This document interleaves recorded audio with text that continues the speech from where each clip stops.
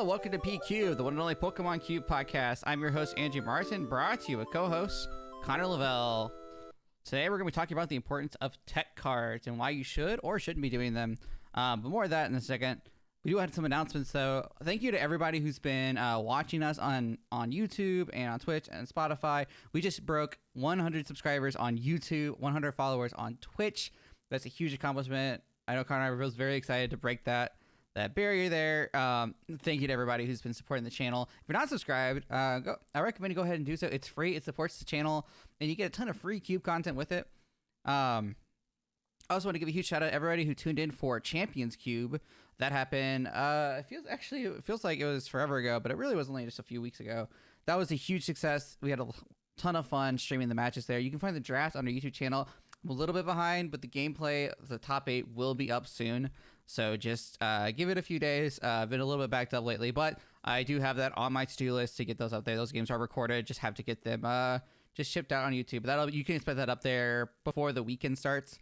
And we are doing this episode live. Again, another live episode. We don't know if this is going to be a permanent thing, but it's something we both really enjoyed last time. So we figured we'd try it again. We're just experimenting just a little bit with the format. But I'm sure, as people remember from the last time, the format doesn't necessarily change, but it is a good chance for us to interact with the listeners here. And Connor, how's it going? How did you feel about Chance Cube win? I thought it went really well, but I want to hear your thoughts. It's going well today. I thought the event was amazing. I was so happy with how the production came together, with the stream, with how efficiently it was run. It was a great event. The Cube was great. Lots of interesting decks. No real crazy blowouts. Lots of great matches too. I just really enjoyed it. I thought this was definitely the best so far, and it will be hard to beat it next time. Yeah, I had a ton of fun streaming it. Huge shout outs to Davi DeSosa and the Golden Marshmallow for hopping on the stream with me, commentating, and huge shout outs to Willie Ozzo for winning the whole thing. We do have some statistics from the event made by Davi DeSosa, so I'm going to share those right now. Of course, if you're listening on Spotify, if you go into the description, there's going to be imager links, so you can look at this while we're talking about it as well. But this is a draft report from a Delta EV's Cube by Blue. Once again, thank you, Davi, for putting this together. Yeah, I thought this was really interesting. So let's look into like the top picks here. So we can see out of the this is like Pack 1 Pick 1 picks here. We had a pretty heavy Pokemon distribution as far as 43% picks Pokemon, 33% pick supporters, and 24% pick trainers. So I mean, I think it's kind of interesting to see how people ended up prioritizing their lines here. Now we will be able to see what cards people ended up taking, but this is how the distribution worked as far as what people took right off the bat. So then looking forward, all the Pack 1 Pick 1 picks, as you can see, Shaman EX, one of the most picked Pokemon. Same with the Mutant Candy was the most picked item, and then we had Steven's Advice, the most picked supporter. I remember the end, as he's from Zach Cracklex. We saw that live on the stream. But Connor, any of these picks surprising you, or what was your pick out of this? Oh gosh, I'm trying to remember. I know I ended up with the Jamming Ampharos in my deck, but I don't remember if I pack one it. Mm-hmm. I think I got it a little bit later. I believe mine was the Admin. Yeah. A pretty common first pick. I mean, it's a really good card, especially in this cube. Just allows you to just slow down the game. I really like seeing the Holland's Pokemon game picked early too. Those can be some, depending on the pack. I mean, the Holland's Pokemon can add a lot of value. It's only like, I think, one cast form in the cube. So we saw that get used a lot, especially some of this EV decks as well. So it's kind of cool to see. Yeah, this is a really interesting spread of different cards. Interesting that the Delta Mutant Candy was Pack 1 Pick 1 a couple of times as well. That was not a card that I had high on my list, but I know it did make it through to top 4. No, 2 copies actually. I believe Willie Ozza played it, and then Vic played it as well. So definitely a good card to have picked that early, and definitely an oversight on my part. I'm with you. I actually was surprised as well to see Mutant Candy as prevalent as it was.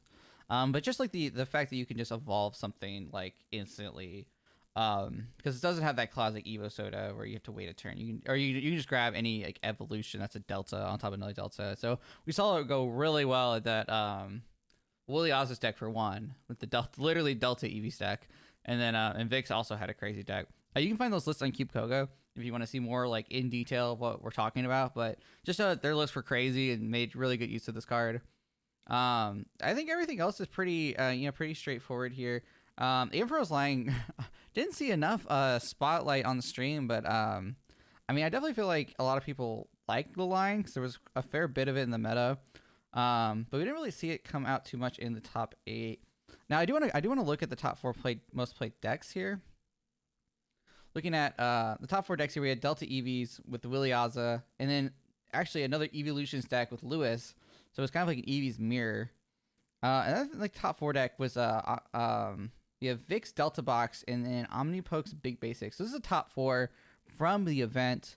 Now, Connor, any of these decks was surprising to you? I know we knew Eevees was going to be good, but was there anything that you saw that you were just like, oh, I didn't see that one coming?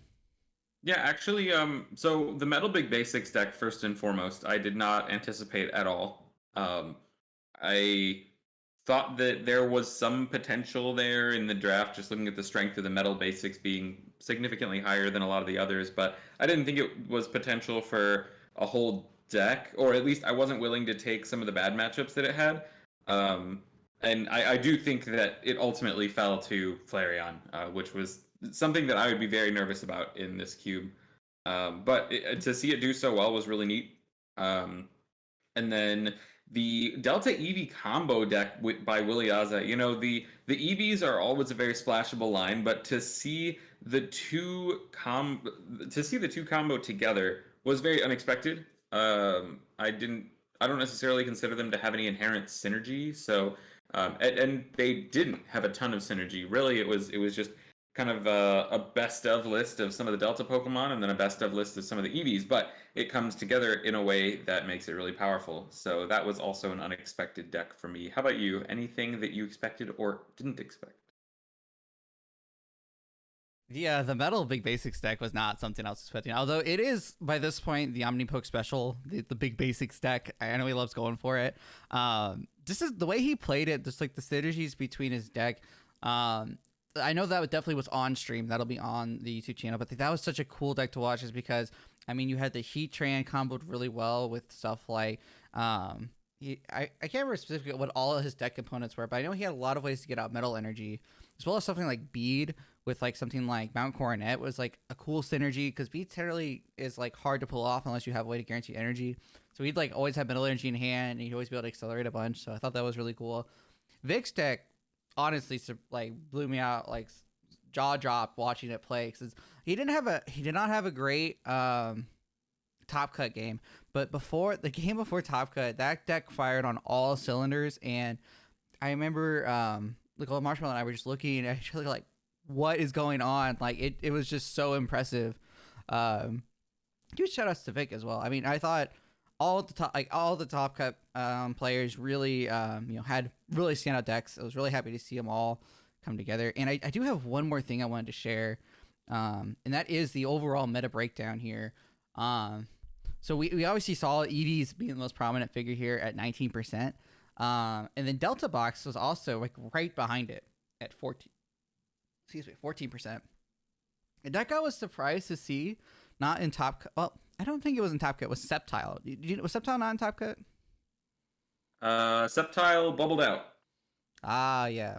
In I think 3 instances. They were both like at like that super like barely there record. Like they were like at the top of the pack, just like not quite there. It was really crazy because they were all paired with that Legends Awakened Kingdra, which I don't think any Legends Awakened Kingdra was in top 8, right? Yeah, they all bubbled out, all 3 copies. Yeah, that's crazy. I guess like I feel like that's just kind of circumstantial. I still think that card is really good. I mean, what are your thoughts on Legend of like Kingdra and Blue's Cube? Yeah, the efficiency and damage of that card are absolutely insane. I still think it was a good decision to take it out, which he did. And I look forward to the cube moving forward. It was definitely a card that was high on my list, especially in the deck that I ended up playing. I played a Kingdra deck that didn't have it, and I did do better than all the decks that did have it, but yeah. My deck would have been dramatically better if I had gotten that card. Yeah, that was like kind of the irony of the event, is that no Legends of Kingdra made it into the top 8, but everyone was like, watch out for this card. This card's crazy. And I can attest to that playing this in Cube League. how strong that card is. But uh, Sceptile wasn't a line I was expecting to be played as heavily, but it was a pretty good chunk of the meta. I don't know. Did you run into any Sceptiles during your run? Uh, I don't think so. I don't think I did. Um, I think all of them had taken a loss by the time I made it to like round 3 or 4. So it was pretty easy to avoid them in the sense that I didn't really have to think about it. Yeah, I mean, fair enough. But yeah, I feel like everything else, like we saw a fair, like bunch of different lines game played. Anything like about the meta that surprised you at all in general? No, not really. So the big basics was a bit of a surprise. And I did think the nerfs to the EV decks would make them a little bit less popular, but that clearly was not the case.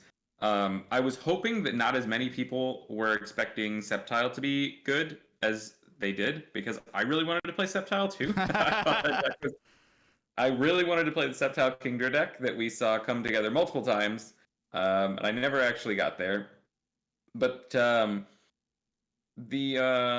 Delta Box deck being as popular as it was too was surprising to me, because I don't think the Delta cards are generally powerful enough to make a deck out of. The versatility is cool, but I still don't know. I still don't know how I feel about that archetype. I think it's kind of flimsy in a lot of cases, and you have to have a draft that goes really right. So maybe I'm wrong though. It could, because you have so many tools, it could be really resilient. But every time I've gone into the draft, like I haven't really considered it to be a super viable option unless I'm already in a line that facilitates it really well, like Gardevoir, Flygon, Tyranitar a little bit, but those two for sure.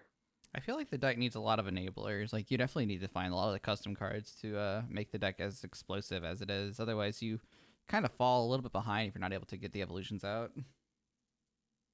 Yeah, it puts a lot of pressure on your draft just to find a ton of specific stuff. And while it does give you a lot of freedom with your Pokemon line, it's a tough compensation to make. Yeah, I agree. But I'm interested to see how this cube does, like, how this cube evolves moving forward. I always love like how Champs Cube or even Cube League in general puts cubes under like a microscope, and like you just get really into whatever cube's happening at this moment, and it's something you can like really analyze, and then it causes a ton of growth. Like you see these cubes develop even more outside of the tournaments, and like I know Blue's been balancing this cube ever since the tournament ended. So I'm interested to see when this gets ran for like Team Challenge, like how it looks. I just think that's one of the best things about the events like these is seeing the growth then of the cubes forward. But just thought we'd share a little bit of a report from there, since that's a big event, only happens twice a year. So on that note, if you want to qualify for Champions Cube, we do have Cube League starting soon. Do we have a date, Connor? Do you know when that's going to start? So the date currently is set for September 11th and 12th. Those are the days. Originally, we planned to have it the 28th. We had to push that back because of conflicts, and we were going to have it the 4th and 5th. We had to push that back because of conflicts, and now the 11th and 12th is where it's supposed to be. Yeah, I mean, that's just kind of the reality of a, I don't want to say post-COVID world. We're still very much in COVID, but I mean, like, things are opening up again. I know, like, school is also starting for other people, too, and there's all sorts of commitments going around, so it's kind of a weird time. Yeah, there's just a lot of things we have to account for, and I expect it's going to get even more difficult moving forward, and we might have to make some adjustments, but right now, it's still not too bad. Yep, so it'll be September 11th and 12th there, so make sure you sign up. Is it confirmed what cube we're doing? We are doing your cube. All right, I didn't want to like say it was confirmed if it wasn't. So, yeah, we're drafting my IRL cube. You can find that on Cube Koga at Grover Cube. I'll link that in the description as well. But I'm super excited to run it. I know we've been testing it a bunch, like here locally. I think there's some. We're gonna play it online too. So if you want to get into some Flash Cube games, there actually are some Flash Cubes happening this weekend as well. If you want to get ready for that, but I am super excited to put my cube in the ring here and see what happens. Yeah, I think it's gonna be a lot of fun. I've had a lot of fun drafting it. Just IRL together, and oh man, it's not treated me too kindly, but hopefully I can turn that around for event. Maybe for best of 3 environment, because we do play best of Maybe, 1 and best of... I generally agree with you. I think a couple of the runs that I've had have been bad beats based on best of 3. But last time I drafted, I had what I thought was a pretty good deck, and then uh, I just hit 3 decks. I don't know if I went 0-3 or if I went 1-2, but I know I hit at least 2 matchups where I'm just like, even if I like drew perfectly, I don't know if I'd be able to win.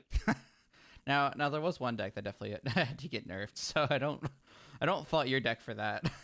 So um, I'm not sure, man. this is what you're gonna say to win the cube because you weren't sure last time. You haven't been sure the past few times. Okay, but the last time I won, I was sure. The last Oh, time I won okay. the league, I was completely sure that I had the best deck in the event. So you guys gonna have to listen. Is this journey could go anywhere for Connor? Really, yeah, it really can. There was one time I was very confident about my deck, and I went 3-2, and then I've been not confident about my deck several times now, and done pretty well. So Yeah, and it's a new season, so if you want to start getting yourself on the bracket here, start getting yourself into the try to get yourself qualified for champs, get you maybe some additional buys there. This is the start to do it. We got a long road till Champions Cube later this year, but really excited to be starting Cube League in a couple weeks. So that's September 11th and 12th. Just reiterating, so make sure you can sign up. Sign-ups will check the Discord. Sign-ups will be announced shortly. But you can just check Discord for that.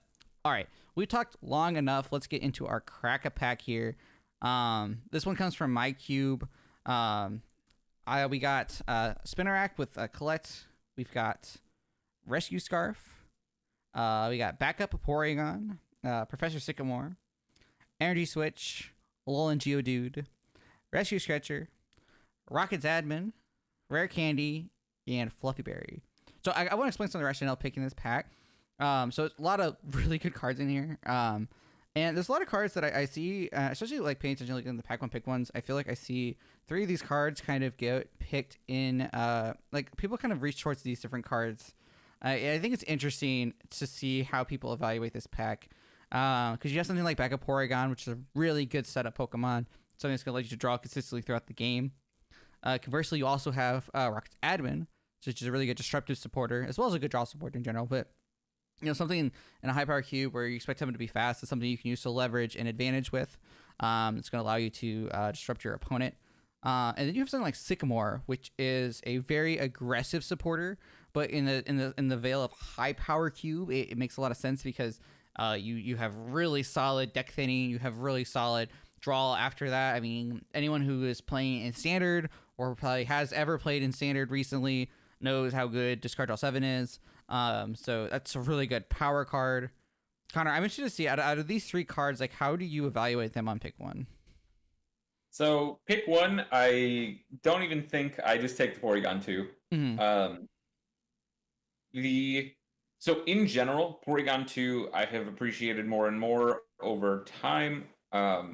It's just such a powerful effect to be able to use every single turn, draw up to 6. It means you can build your deck in a lot of different ways. It takes pressure off your supporter line.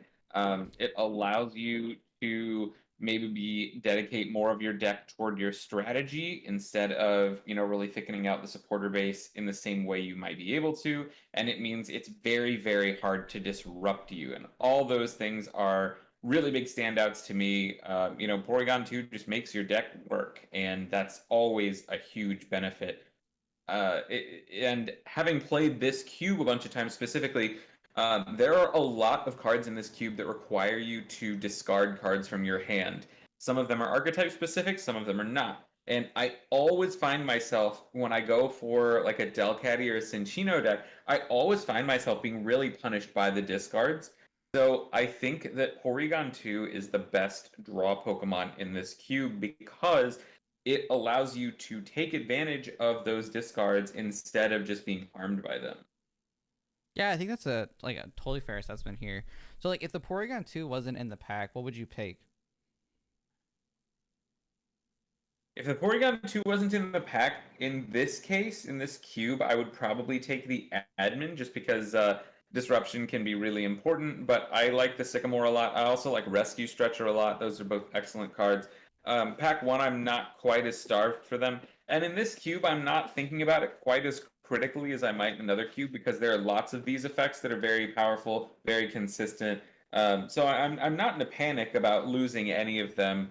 And admin just comes across as a nice card because it gives me some disruptive options that I can use in tandem with maybe things like Cessation Crystal later on in the game, and I can use that to shape my draft a little bit. Yeah, I'm with you, and I echo the same thoughts. Like, I definitely would slam the Porygon in this pack. It's just interesting to see, like, and I'm interested to see what other people go for as well. If anyone's watching, we'd love to hear your thoughts in just a second. But yeah, I definitely think the backup part of Porygon, especially in the relation to this cube, there's a lot of effects. Like Gigalith, for instance, has a lot of discard effects with the Regirocks that need the discards and stuff. So that's a deck where, like, if you have the Porygon with it, you can then just use backup. You can get back to your starting hand. Kricketune another example that benefits from having the consistent backup because it does have an attack that triggers at 6 cards in hand, as well as one that triggers at 1. So you can play your hand down to 1 safely without having to worry about dead drawing the next turn. And then you also have backup to use the other effect that does like 30 everywhere. So like there's synergies there as well. So Porygon's got a lot of synergies. Um, and yeah, without the Porygon, I would also be looking at the admin, just because the admin. I mean, it's just a really it's a good draw supporter, but also one that can potentially help you win the game. Well, Sigmar also just excellent draw supporter, but the admin has that a bonus effect where it's disruptive at the same time, and I do really appreciate that, especially in a high power cube where you need to take advantages of whatever you can because you don't exactly have as many turns as you would in like a low power cube like we just saw a Blues cube. So you need ways to throw your opponent off if you can. So yeah, I think definitely it's great analysis though. Something that I see come up a lot in the Discord with the pack one pick ones. Not necessarily in this example, but where people how they value N or how they value Sycamore in that sense. Yeah, in a different cube, I might take the Sycamore, just because I do like that effect a lot, and I generally like the card more than Admin. But in this cube specifically, again, I feel like deck lists are really tight, and the discard from the Sycamore can feel pretty damaging in a lot of cases. So that's another point for the Admin. I've really been thinking about it like, oh man, normally I pick the Sycamore in another cube, but in this one, the Admin is really, really singing to me. So I'm trying to figure out why that is. And I think it's a combination of a lot of factors, both the disruptive angle, but then also the ability to keep your resources. And with, again, how tight deck lists are, that is increasingly important in this cube the more I play it. Yeah, I think that's interesting. So then, like, what about Sycamore then speaks to you like in a different cube? I like the speed. I like the direct effect. Rocket's admin, there's a ton of variance. Um, Mm-hmm. you're not always going to have the draw supporter you want. It's not always going to be a good disruptive tool. It's not as reliable. But in this cube, I feel like your consistency is going to be ironed out by the end either way. So you can start to look for things like admin and really value that disruptive angle even more. Whereas in a lower power cube or in a cube with weaker consistency, I like the Sycamore a lot because it's a more powerful effect on its own, and it's very reliable, which I also like. Yeah, I mean, I think that's very fair. You definitely make a strong case for it, but that's gonna do it for this Crack a Pack. When we come back, we're gonna be talking about tech cards and how you can play tech cards in your deck. So stick around. We're gonna be right back.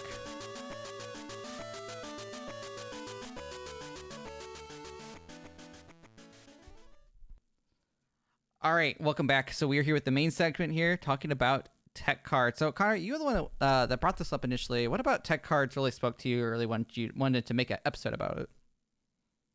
So it was actually a discussion that I had with a Mysterious Player, an active user of the Discord, who was discussing the lack of validity of teching for weakness. And I very strongly disagreed with what he was saying or what they were saying. And I really wanted to talk about it because I think it's a topic that everybody interacts with one way or the other. When you're building a cube deck, you are always thinking about how your deck is going to come together in the end. So teching is a critical part of influencing your matchup spread, but also just making sure your deck is well-rounded and getting you to your goal of taking 6 prizes most of the time, unless you're playing some very niche strategies. So it's also very complicated. It is difficult to wrap your head around. There is a lot of opportunity to go wrong. I've definitely made a lot of mistakes over teching specifically in the past. So just something I wanted to talk about. Andrew, do you have any attachment or thoughts to this topic? Yeah, I definitely think Tekken has a lot of nuance to it because it's not like a clear cut like you should play this card because it will give you this advantage. Like it's very dependent on like what's in the room and like what your deck does and what's in the cube and go on a billion other things. So it's kind of like the energy problem where like there's just a bunch of nuance to it, but I'm really excited to dig into it. So then like what would you define like a tech card to be? So I define a tech as a card or cards added to improve specific matchups that would not normally be in your deck. In Oh, an okay. ideal world, if you have a perfect 60 of one archetype, so you have the perfect Ampharos deck, then a tech would be a card that does not contribute to your strategy of setting up and dealing damage with Ampharoses. Okay, so it's like it's not something you would normally want to play, but like it's something that gives you like advantages, right? Right. It gives you certain advantages in certain situations that you wouldn't get normally. That's also important. You're not gonna play a gosh, what's a good example? You're not gonna play Dark Patch in a Hydreigon deck that accelerates a ton of dark energy most of the time. Now, that's Dark Patch wouldn't be a tech in that situation, but that's kind of the idea we're looking at here. Is if your deck already does something really well, you're not going to want to put a tech in your deck that does that same thing. Ah, I see. So then what counts as a tech then? So any kind of card can be a tech. Pokemon supporters, items, stadiums, tools, energy. I've got a couple of examples lined up for each one. Just go through them quickly. So an attacker, it can be something that resists a Pokemon that you're afraid of. Say, so for the example of this, I will just say I'm playing Ampharos because I've already brought that up. So an example of a tech in Ampharos on the attacking front would be maybe a Honchkrow because that resists fighting. So I can get a lot of value out of that Honchkrow. And it also helps that a lot of the Honchkrows that have been printed contribute to my game plan with Ampharos, but they don't necessarily need to be a good tech. They are if you're going to attack with a Pokemon that is not your main line, generally you want that tech to hit the line that you're weak to for weakness, or hit the matchup that you expect to lose for weakness. You want them to resist it. You want that Pokemon to disrupt it in some way. So, for example, a tech that I played in the original run of the Delta EV Cube in my Typhlosion deck was a Latios Delta that shut off bodies when it was in play because I was very afraid of damage bind Ampharos. So I already played Latias EX. With that Latios in play, I would be able to shut down the body and keep my powers live. So that would be a tech. It doesn't actually help me win the game against any other situation.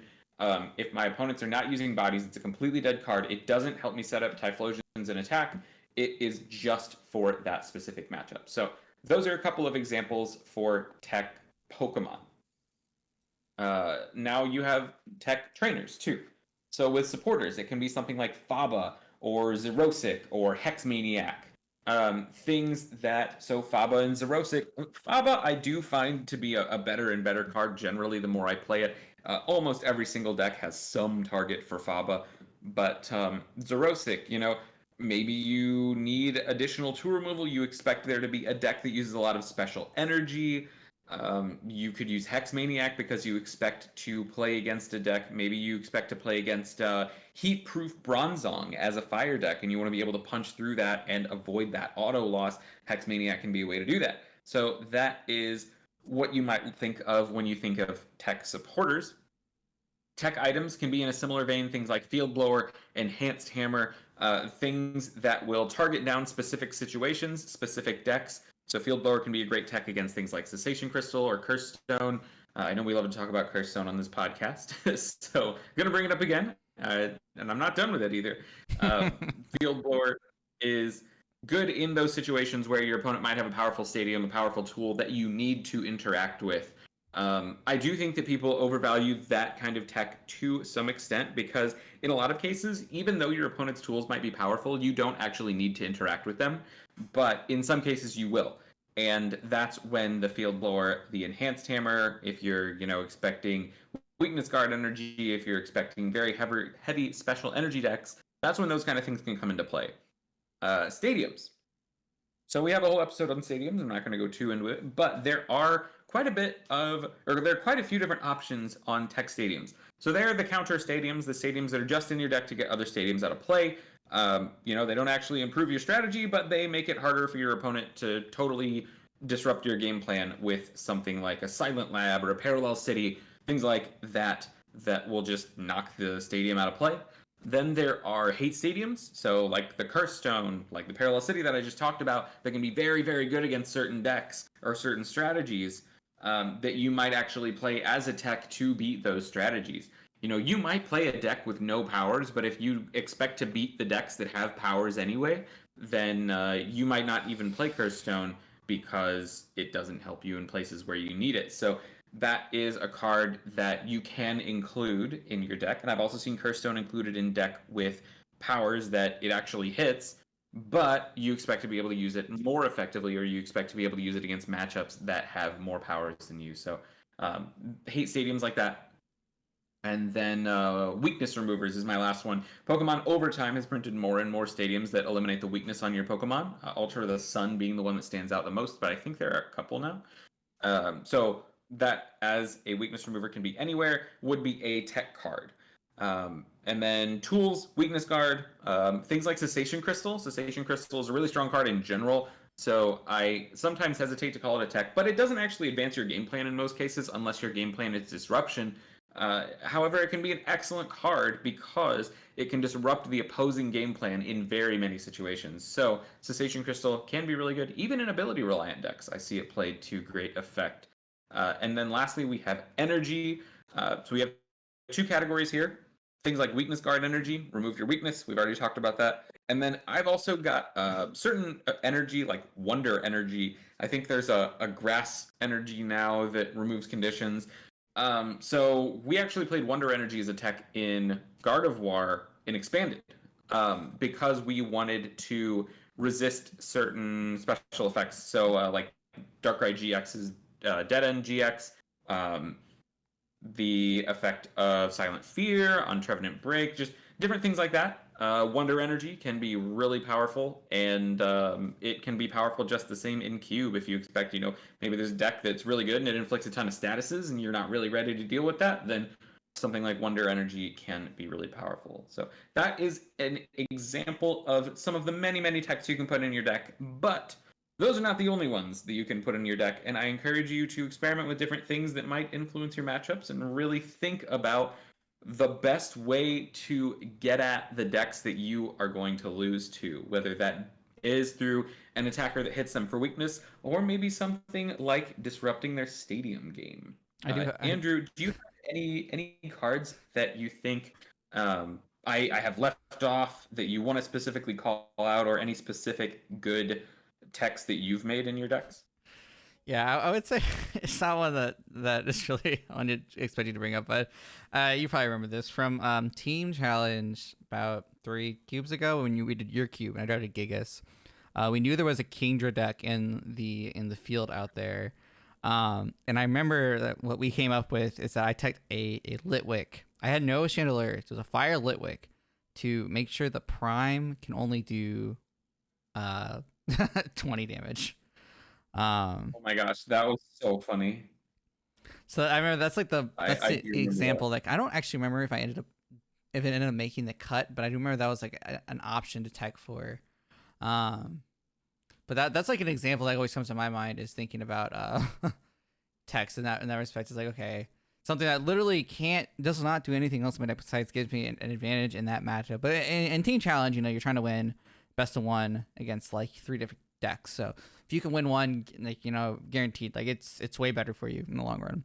So in that instance, because Kindred Prime does less damage with fire Pokemon play, and you're playing Gigas, so you can sacrifice to Litwick. That's an example for sure.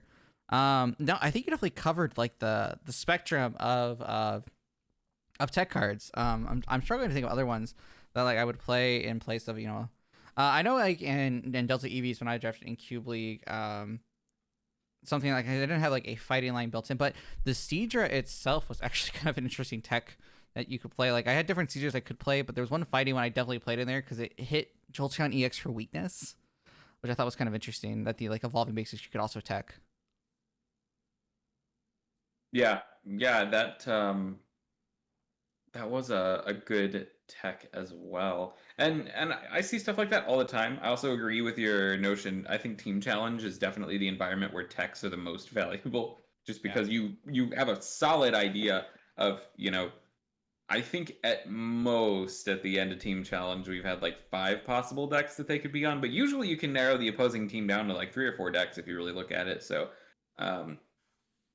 yeah, the Litwick example was just fantastic, and it was exactly what we were talking about too in this episode. It totally defines that, or totally exemplifies that definition of being a card that only helps in a specific situation that isn't going to improve your game plan in other situations. Now, like cards like, so let's just say something like Gliscor level X is in the field, so like you're having to deal with paralysis. Do you count like something like playing like a switch where you don't necessarily need it in your deck to be like a tech card, like a switch to get out of paralysis kind of thing? Yeah, it definitely can be. If my deck is a bunch of free retreaters and I play a switch that I normally wouldn't to get out of paralysis, that can be really good. Even if I'm playing a deck that would already use switch, if I play 2 or 3, well, I'm definitely not going to play a super heavy switch count in a deck normally. But if I know that there's that prevalent threat of paralysis out there, then it becomes a tech for sure. Yeah, I think that's one thing that like I know from having played against a bunch of Gliscor in the past that I always think about is like, are there heavy status condition decks in the queue, and how do I fare against them? Like if I don't have a good matchup against those, like if playing a switch matters that much, like I will play the switch. But that's like one tech card that's like not doesn't look like a tech card per se, but like if you take a deck that has like a lot of fruit, like you just said, like it might not need the switch, but sometimes like even subbing in like Tate and Liza over like another supporter can sometimes also be like a pseudo tech card, because Tate Liza has that bonus effect of maneuvering the active, so stuff like that too I think also works. Yeah, I agree. I think Tate and Liza is another good example of a card that can be a tech in the right situation. But as a total side note, I've been enjoying the versatility of cards like that recently. The Tate and Liza that has 2 totally separate effects that can both come up. Yeah, I think that's like something that you can play in your deck if like, especially like it comes up when you don't expect it, and you can also evaluate it when you're thinking about teching that. You're like, oh well, if I know there's like if I'm going to be put to sleep a lot, or I'm going to be there's a lot of maybe there's like a deck that's like a stall deck that's trying to break up a lot of stuff. That's generally something you want to prepare for. So I think teching in a switch effect like that generally can be pretty advantageous. Yeah, absolutely. Uh, But there, and we've really started to get into this to some extent already, but there's always the big question of when to tech, like when is it worth it versus when is it not. And we have some points laid out here to discuss exactly that. So Andrew, would you like to get us started on it? Yeah. So when to tech? Because there's definitely a time not to, but like when you're thinking about when's the right time to, one of the best things to start with is when you know that you have a bad matchup in the field that you can maybe get like make it even like a lot closer with certain cards in your deck. Team challenge again, perfect example where like every win does matter. So having an advantage in a matchup can make it that much better for you. Or if the matchup's just like like an 80-20, but if you play like one card, maybe it's like a weakness pulse, maybe it's a weakness energy, maybe it's a card that just prevents weakness. Like weakness is kind of one of the biggest examples for this. and like that turns that matchup into like maybe a 60-40, like that's, you're doubling your odds there. So you have to, when you have an example like that where you're thinking about like matchups, and if it's going to make sure, like I think about when we played Delta Eevee for Cube League. I mean, I played Kingdra, I played Tex for Lightning, I played against 3 or 4 Lightning decks throughout the whole tournament, and had I not played Tex for Lightning, which Kingdra is sadly weak too, then like you run into the problem where you're not going to go as far in the tournament, because if you expect the meta to be a certain part of it to be like one matchup, it's worth it to tech for those matchups, because then okay, if I'm hitting like 4 Lightning decks and I can now beat half of them, like that's better than me being only able to beat one of them, right? So stuff like that can really help you. I don't know. I feel like I see that come with the most, like preparing for your bad matchups via weakness. You know what I'm talking about, Connor? Yeah, absolutely. Basically, knowing that you can influence a matchup is very important, because if you, for example, want to tech for a fire deck, maybe you're playing a grass deck, you want to tech against a fire deck, and you have a water stage 1 that you're considering. Um, if the water stage 1 has, say, 100 HP, it takes a knockout for 2 energy on a fire type, that's really good. But if a fire deck deals 100 damage, it's not really going to have that significant of an effect on the matchup most of the time. At least not on its own. So knowing that you can influence that matchup is very important, and knowing that you can influence that matchup without totally warping your deck. Now, sometimes it can be worth it to totally warp your deck, but it's not exactly teching in the same respect. So, um, but another one that is really important is decks or archetypes that are really light on requirements. So like stage 1 decks in general can facilitate techs really well, and maybe a matchup that would normally be 40-60 that a deck wouldn't tech for normally. A deck that's light on space can totally tech for that and improve that matchup even more. And I do think that's a lot of the reason why we see multiple stage 1s in a deck, because those can accommodate the space really well. But I know I played like a straight Kingdra deck recently that I thinned down and thinned down and thinned down, and eventually got to the point where I was playing like 10 disruptive cards in it, just to, because I thought that would give me the best odds of beating decks that I ordinarily wouldn't have been able to beat. Andrew, do you have any thoughts on that point? So struggling to think of examples here, but when you're thinking about decks that like you have like room to play like extra cards for it, I know like common like Gyarados decks kind of have that advantage too, where they can tech for like maybe matchups that like they are afraid of, because they don't have to play a ton of like extra cards, because they could just discard the Magikarps and you got your Tail Revenge out. Um, yeah, I mean I think like honestly I think of, maybe it's the opposite of the example, but like something like Control has to when you don't, I mean technically your Pokemon line isn't necessarily the most fleshed out, like usually you're playing like maybe some Sableye or some ways to get resources back, but then you're thinking about like what card you actually need in that deck. Like that deck is pretty hollow, except for then it's filled with techs. So that's kind of like an example too, where it's like where you have maybe like your Pokemon lines maybe like only like 12 or 13 Pokemon, but then your deck is filled with like Flare Grunt, Plumeria, Faba, Enhanced Hammer, Trick Shovel, just like stuff to deal with other decks. Like that's kind of another way you could just like control decks are just filled with techs in that respect. Yeah, I definitely agree. To some extent, a control deck is just techs on legs. Just a deck that has figured out how to take advantage of its matchup specific techs as many times or as effectively as possible, and just using those same tools over and over, and really thinning down your Pokemon line to be as small as possible. But the last one that I have, situation where you might want to tech, is if your deck has a versatile engine. So these are things like stage 1 accelerators are my favorite in general. So like Metal Link's Bronzong, Dynamotor Electric, that kind of thing. Pokemon that can accelerate energy with very low cost, I think are excellent candidates for when you might want to tech, because you have a versatile engine. You can power those techs up very quickly, even if they have somewhat awkward attack costs. I really love the Smeargle that can switch a basic energy from your discard and your active. especially with the Bronzong engine. You can kind of make a card that accelerates any color of energy in that respect, which is really cool. But there are just lots of decks like that. Another one is Energy Trans. Energy Trans can play rainbow energies, so you end up having a very versatile engine. You can tech lots of different attackers for different matchups, especially if the cube has powerful basics. Andrew, do you have any other examples that might apply to?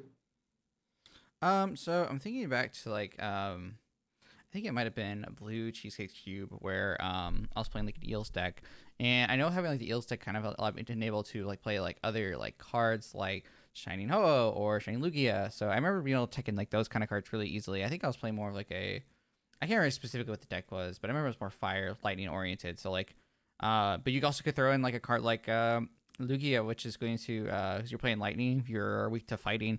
Lugia resists fighting. It has really great attack. So I remember in that situation like that you could make really good advantage of of your fighting weakness with something that's resistant to fighting. So that was an instance where I was able to play something like Shining Lugia and get that was actually a really neat tech because you could power it up with the colors it cost with something like electric. I remember that feeling like pretty smooth. Yeah, it's another great example. But those are I would consider like the big situations on when you might be looking to add text to your deck.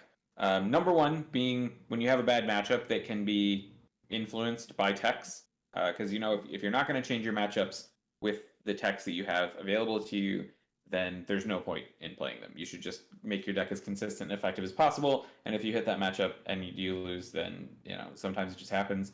But most of the time, that is not the case, and you are able to influence it. And those are some of the situations where you might want to. But any deck can accept a tech if the tech is effective enough and if you have the room in the list. However, there are situations where you would not want to tech or not want to tech as heavily. And the first one is when your deck is very heavy on space requirements. So if you have like multiple stage twos, if you have a big combo deck, things like that, you don't always have the space for techs. And at the end of the day, your deck needs to work against the general field before you beat anything specific. So Andrew, do you have any examples of like big heavy decks that you've seen? I can think of a couple, but I'm interested to hear what you have. Yeah, I mean, mine comes from like my own cube, and it's the Gigalith deck. I remember more recently when I played that, like the Gigalith deck's very specific. It's a stage 2 deck for one. It's trying to play rare candy, but also like you have like the Regirock setup as well. So there's a lot of things you got to get into play and get moving. And it's not a deck you necessarily can prepare for everything with. You're mostly just relying on your consistency and just like overall tankiness to win games. But that's been like a deck that's when it sets up, it's great. But if you build it way too clunky, then you're generally doesn't go over well. So that'd be my example. I mean, what have you experienced then with something like that? Just a couple of big like heavy stage 2 decks that I've played recently. Especially in Mutant, I find myself wanting to tech in situations where I probably shouldn't. Things like the deck I played in Delta Mutant that was like fire stage 2s and water stage 2s and salamence, and I think there were a couple of techs in that deck, but maybe only like two, and they were very versatile. So situations like that where you just don't have the room. If your deck doesn't work without the techs, then don't play it. Next is when your deck uses a lot of different types of attackers. So if you have a toolbox deck, if you maybe have 4 different weaknesses on 4 different line toppers, or 3 different weaknesses on 4 different line toppers, you don't really need to consider techs as much, at least not for weakness. If you have other bad matchups like Cessation Crystal or something, then you may want to tech for that. But that one's pretty simple. It's just, if your deck doesn't have any clear-cut easy losses, then or at least if your deck isn't hit by the same weakness, then you don't need to worry about that quite as much. And then we've already talked about this, but when your bad matchups can't be salvaged, so like if you have item lock, or if you're playing against item lock as fossils and they prevent you from benching your basic Pokemon, you're not going to be able to tech for that unless unless there is some very specific tech that allows you to disrupt that item lock reliably in order to get your fossils in play. But most of the time, you just kind of accept the L there because there's not much you can do. There are lots of matchups like that, although I'd say they are much less common than typical bad matchups. Weakness is the number one for sure. But last one is when your deck has no natural bad matchups, you should not be worried about teching. So if your deck is broken, which happens, so we try not to make it happen in the league, but it happens all the time in both constantly. Like, as people make changes to their decks are just broken. Decks are better than others. Happens all the time. So if your deck is broken, probably don't need to tech too much. But if you have like a really heavy combo deck, if you have a deck with no weakness, or if you have a deck with just like a lot of 50-50 matchups, like SP maybe, SP is just kind of a compilation of techs, but that becomes the deck in itself, then it's not always a good idea to tech. You don't always need to improve your matchup in a situation because you might already have a solid matchup there, and your space is better dedicated to other things. Andrew, do you have any last examples of when not to tech? I think it's also like if you have like you said, like a 50-50 matchup. I think sometimes, actually, I think a lot of times, like people get worried that like about a certain deck, maybe it's just really good in the cube, and like they'll over tech for it. Where like if you can win the game naturally without having to play, like I'm struggling to think of like a good example that like specifically works. Like my thought would be like if you need to play something like you're worried about spread, right? But your guys are all like 150, 160 HP, and all you have to do is just play correctly around them to not lose, right? You don't have to don't overbench, just evolve correctly. Don't take a ton of damage. You don't need to play extra copies of Sky Pillar in your deck to get around the spread. Right? In those instances, like if that card is not going to be helpful in any other matchup besides spread, and you have 50-50 matchup versus spread, you just have to play correctly. There's an instance where you don't need to tech. You just need to play smart. And I think that comes up a lot, and something you need to evaluate too. Like, is the matchup I'm playing against, is there an avenue where I can play around it using the tools I have? I think Tord Redcliffe actually does a really good example of this whenever he plays. And a lot of his decks have, like, his Glispa deck, for one, is like, it's built to beat the decks it can beat, but like it has generally good matchups around it. You just have to play smart. And I like that philosophy a lot. And I think when it comes to teching, if you know your matchups really well, or you know what to expect out of the table, probably more realistically in a cube league setting when the decks are more defined, you should evaluate if a tech is worth playing. If you don't have to play the tech, it's always better for you long term. If it just means you can play more consistent decks, so that'd be kind of like my send off with that part of it is like don't bother teching if you can win the matchup without it. Yeah, definitely. I've done that many times before. I've known that a deck is really powerful in the cube, and I've been agonizing over, how am I going to beat this? And then at the end of the day, the decision is just, this is not a bad matchup. Yeah, play your deck. I've been there too plenty of times. So I think teching,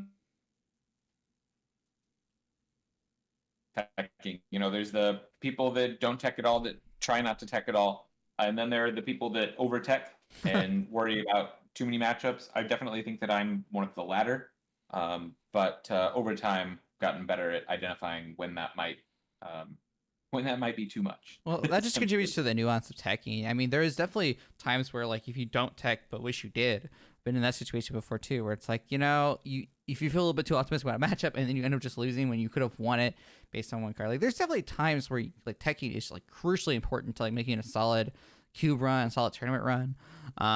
So it's complicated to say the least on when and when you shouldn't do it, but. I think we outlined good examples of when and when you shouldn't do it. And I think at the end of the day, just like most things, it just takes practice and it takes time and understanding. And so the more you cube, the more you experiment with text, the more you experiment without text, the more you learn. So these are good examples. And hopefully as you progress and play more cubes, you can try these out and learn for yourself, like what works, what doesn't work. And it just takes time. So if you find yourself struggling with this, you find yourself not sure like when to play a tech, when not to play a tech. I mean, all you can do is just try something out, see if you learn something like that. That's the best bet. But hopefully these will help guide your decisions moving forward. Absolutely. But we can talk about techs in the deck building step, in gameplay, all we want, but ultimately, the techs are going to come from the draft. So, what are some areas we can address for techs in the draft? And things we're going to cover are prioritization, what to look for, when to look for those things. So, Andrew, would you like to go over the first point here? So technically in the draft, I mean, that's not one thing that makes the cube format unique is, I mean, among other things, is that like you aren't building a constructed deck. Like you are having to draft the cards as you go. So like counter set prioritization, super important. So the first thing we talk about here is you're on the lookout for cards that improve your bad matchups as soon as you know what you're playing. So if you know you're into Blaziken, and you have to evaluate what your bad matchups are. You're probably going to take a heavy loss to water. So that's where you have to start evaluating, okay, well, what can I play? Something like maybe like Cherim, that's like a grass type that's going to help mitigate weakness. Alter the Sun, like kind of rock up. Maybe you're prioritizing Alter the Sun more highly now that you know you're on like a fire line. Stuff like that. Also, depending on like how the archetype works, maybe there's some stuff you can play around it. Maybe there is a line that works with your line that you can play. So you got to think about what deck are you playing? What am I worried about? It might not even be a water deck. Maybe it's like a control deck. So maybe you got to think about recovery, or how are you going to play around, the disruption effects. So stuff you got to think about what your deck does and like what beats it. Well, what do I need to? What text can I play? So having a good understanding of what's in the cube is crucial here. Also having just a good understanding of what your archetype does. Kind of going back to some rudimentary episodes we've talked about, just understanding what your deck does is really key. And then you can take that step forward when you're looking at stuff you want to tech. Anything else you can think of, Connor, or anything else I might have missed? No, I think you covered it pretty well. As soon as you know what deck you're playing, or maybe you're between two decks, start thinking about your bad matchup right away, and start making moves to try and improve those. But the next point we have there is prioritize based on the degree to which the text can influence the matchup. So if you've got a terrible matchup and you can make it way better with just a couple of cards, they should be top picks for you. At least if you know the deck is being played or highly suspect it's being played in an event like Cube League, that's going to be extremely important, because in Cube League, even if you know that a deck is not being played in your pod, it could be played in general. So something to consider there. If there is a small tech that can have a significant effect on a slightly bad matchup, that can still be really good, because you can take a slightly bad matchup into even a favorable one. It's always a good place to be. But if the effect on the matchup is low, if the matchup is even, things like that, it might not be worth prioritizing a tech over something like a supporter or another synergy with your line. And really, it's always going to be a judgment call on the fly. Are there any things you think about in this case, Andrew, where like you are inclined to tech more, you're not inclined to tech, depending on the level of influence on the matchup? Yeah, it's really tricky because it's not something that's always like straightforward. I think it really does depend on where the line sits in the cube as well.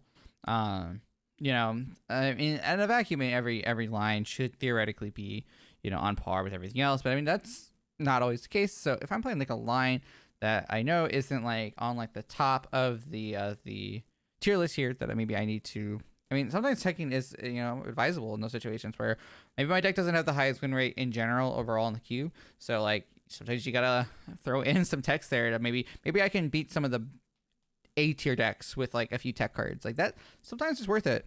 If the goal here is to go positive over the night, or in a cube league setting where you're trying to maybe squeeze your way into top 8. That's something you need to look at. But you do have to accept the fact, if it is.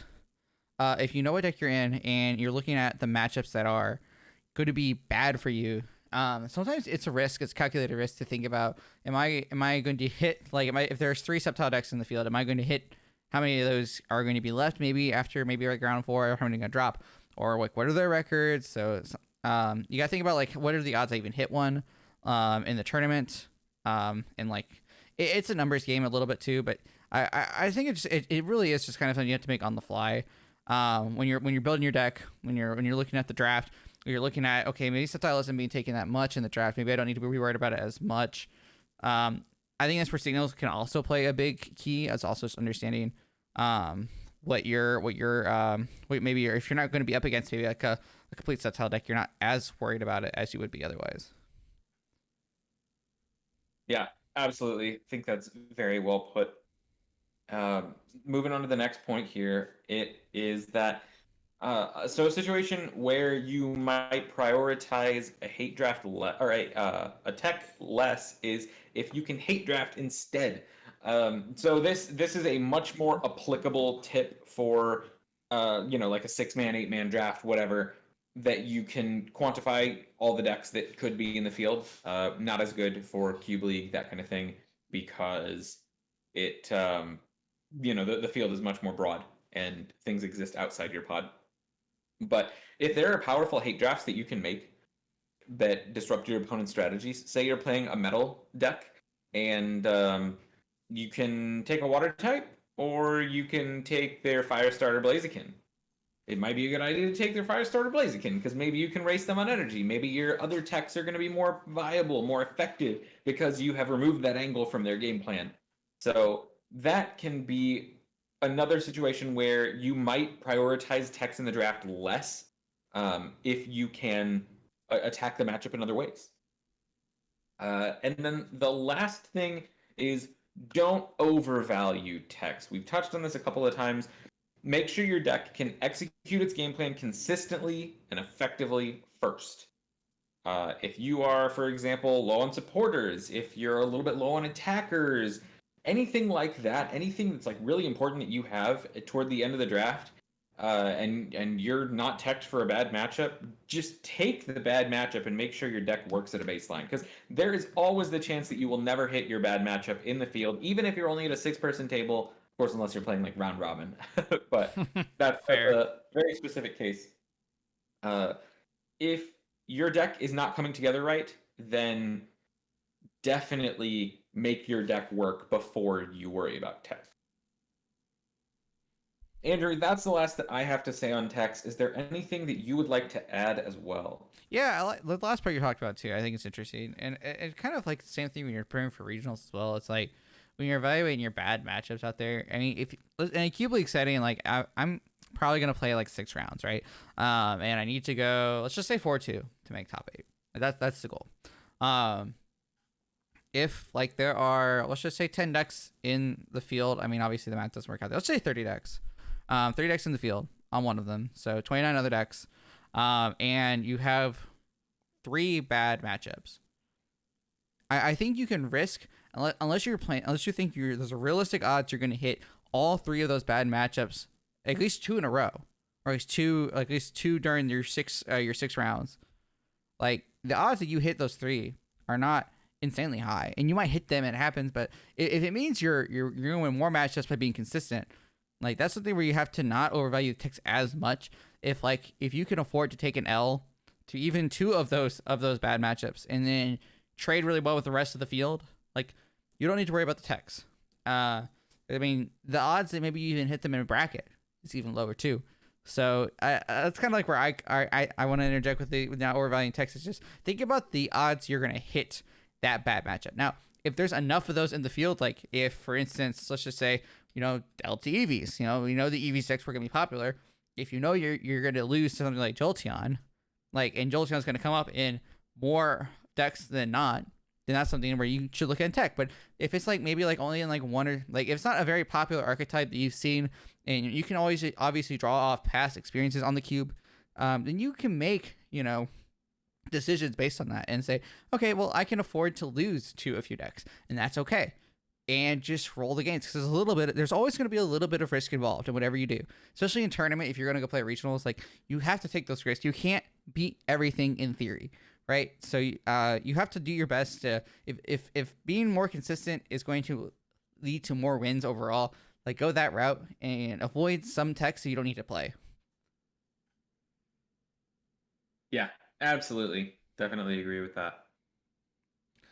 But yeah, I mean, I think we covered a large a large chunk of it. At least it's the starting grounds of teching. I mean, teching has a lot of nuance to it. I can't stress that enough. Like, you're gonna have to look at a lot of different factors about what your deck does, what the field does. And I think it's a really interesting conversation in general when you're having to go through that mental process of looking through it. And we've laid down the outline of things you can evaluate with. And of course, if you have questions, just never be afraid to reach out. We're very accessible over Discord, or even you want to leave a comment on the YouTube channel. But Connor, any last thoughts for you as well on teching? Just experiment with teching. Try out different styles of teching than you normally would. Try out teching more. Try out teching less. Don't resign yourself to bad matchups as much. I will say people are way too willing to take bad matchups in Cube, and I think a lot of the time you don't need to do that. So just think about that, and you'll be good to go. Yeah, it's always good to go 2-1 if you can help it, and then if you have the power to make a 3-0 deck, I mean, yeah, there you go. But hopefully this was helpful. I think that's gonna do it for this segment here. When we come back, we're gonna be wrapping up this podcast as well as talk about what's going on with our lives. So stick around. We'll be right back.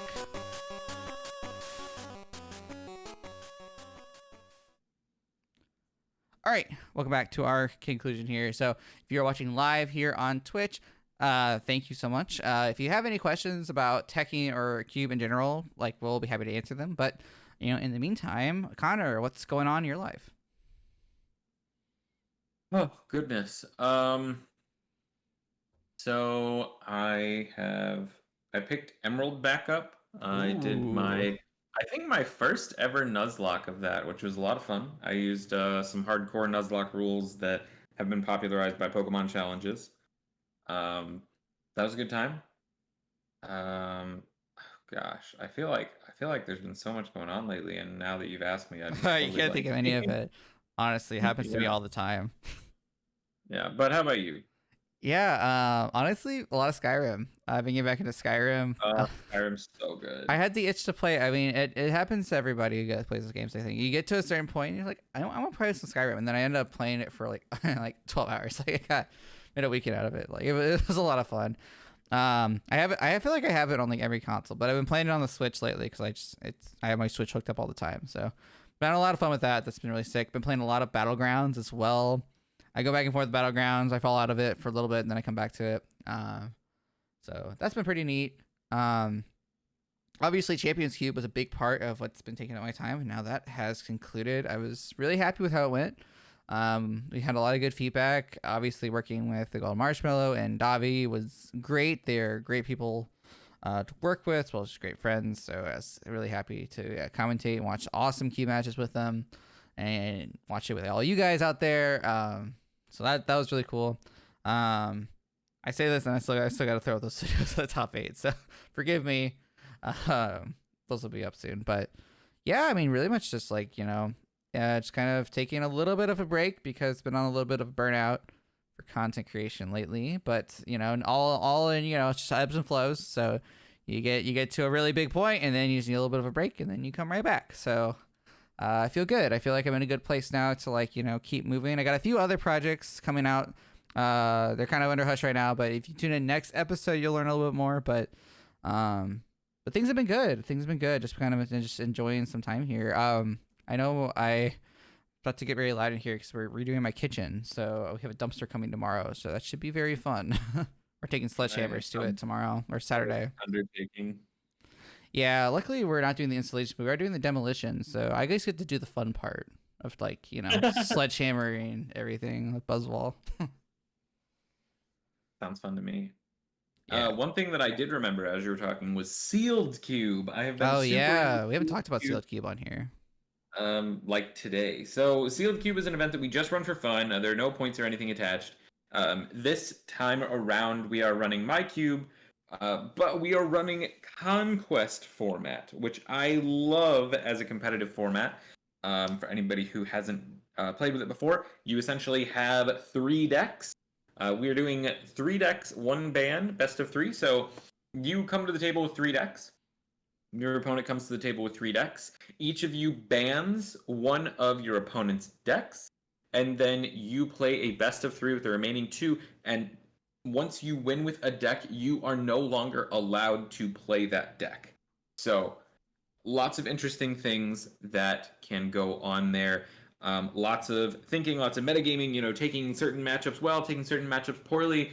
Do you go for a good matchup spread? Do you target a specific kind of deck? There's just so much to think about. It's so cool. And as an additional stipulation, you cannot use any of the same cards across your sealed cube decks. So, for example, if you have an Electivire in a deck, you cannot use that Electivire in another one of your decks.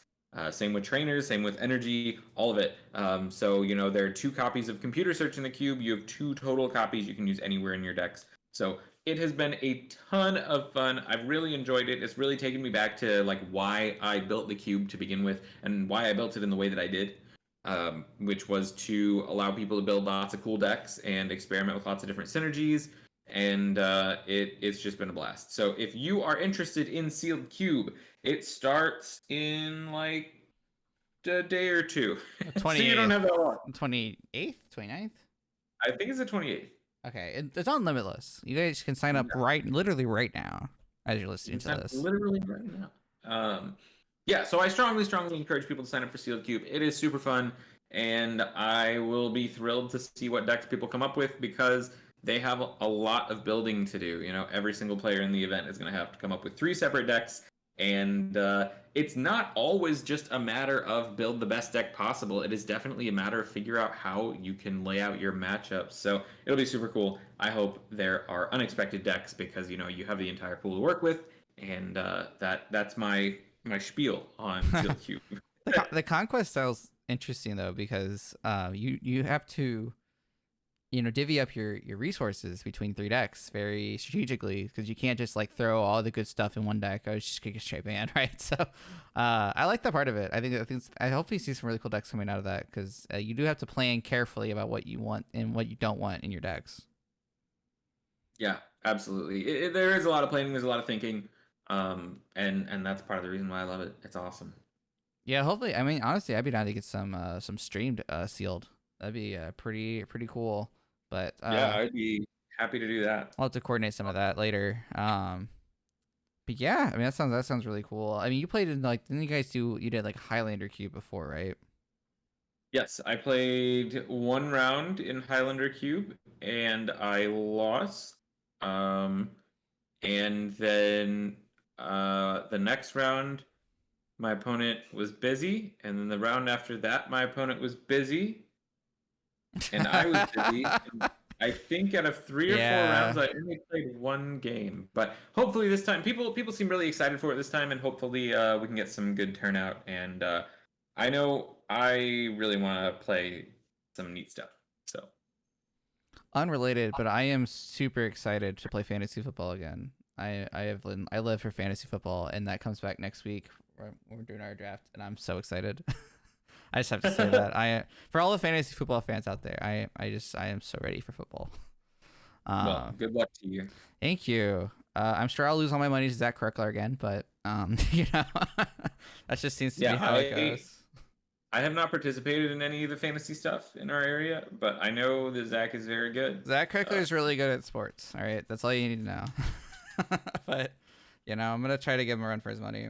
But I'm excited. I love fantasy football. It's a lot of fun, especially even as someone who wasn't necessarily a sports fan. I kind of just got into it. It's just for me. Once I like football, so it works and it's very strategic. So it's a lot of fun for that.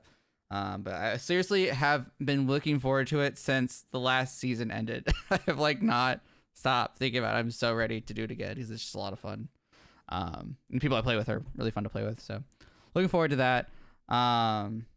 What else? Also excited to go out of town next week too. I'm going to see the Grand Canyon. I'm very excited to go on a little vacation for Labor Day.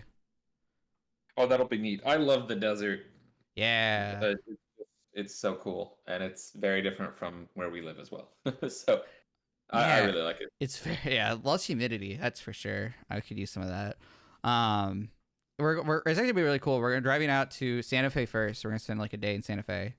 And then we're gonna go from there to the Grand Canyon, so we get to see a little bit of New Mexico, and then also Arkansas. So I'm really excited for that. Just a change of pace, you know, working from home, being home all day gets kind of boring. So it'd be kind of nice to see some new sites. Yeah, definitely. I guess like last thing in news, did you see? It's nothing's confirmed yet, but you see that there may be a new Pokemon online in the works. Yeah, I'm hoping. I'm so hoping that that is what it is. Yeah, me too. I would love to see a ladder system. I know everybody's asking for it, and that would be really phenomenal. I think Yeah. that would bring a lot of longtime players back to the game because there's actually a way to be competitive online, which really there are, third-party tournaments, but it's not the same. Ladder, you can literally queue up, you can play a game at any time instantly at your discretion, and it's just a totally unique experience from any tournament. And it's a way to prove yourself in yet another arena, and people are very much drawn to that. So I definitely would be. I would be too. I think it's something you can spend a lot of time at. Even without tournaments, like it feels really good to like climb a ladder and like feel like you really got to like, that high echelon. Like Unite. Like if you get all the way to like the Masters tier, you feel really accomplished. And Pokemon's a game we all love, and you can apply that same kind of passion to it. Like even if it was just like the same client and it just had rank mode, that would just make me that'd be it for me. I wouldn't care. Like, okay, you can do whatever, but hopefully we do get a new client. I would like to see like some updates, but we don't know anything yet. It was announced like, but it looks like we're probably gonna get some information soon. If it's on the box of the next set, so I believe that comes out in November.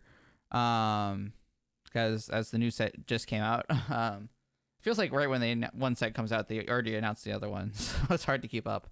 But hopefully we find out soon. I'd be really interested to see what comes out of that. Yeah, I agree. I would be very interested to see what it is. I'm kind of on the edge of my seat, really hoping for something good. Yeah. Anything else going on before we wrap this one up? Probably, but not off the top of my head. Yeah, fair enough. I'm gonna remind everybody we do have Cube League coming up in 2 weeks, September 11th/12th. Obviously there'll be a podcast before that, but make sure to sign up. You can look at the Discord for when that comes out. But I think that's gonna do it for this episode. Again, you've been listening to P Cube, the one and only Pokemon Cube podcast. Once again, thank you for 100 subscribers. Super huge deal. But yeah, thank you so much for watching, and we'll catch you guys next time.